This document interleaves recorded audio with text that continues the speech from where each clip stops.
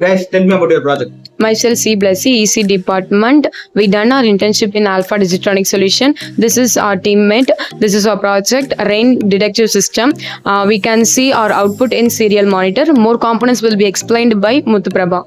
Muthuprabha, tell me.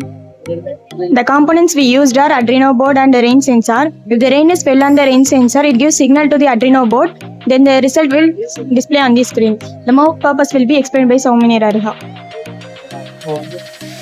Purpose of the rain detection system is it will automatically detect the rain, alerts the users when it starts raining, protects the cloth, equipment and vehicles, helps automate systems such as automatic window closing system, wipers control and smart irrigation. Can you show me the working?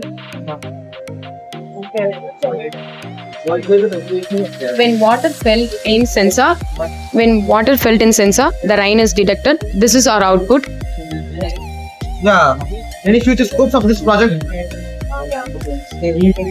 We can develop this project in agriculture and smart home window closing system and flood monitoring system, weather detection stations. That's all. Nice.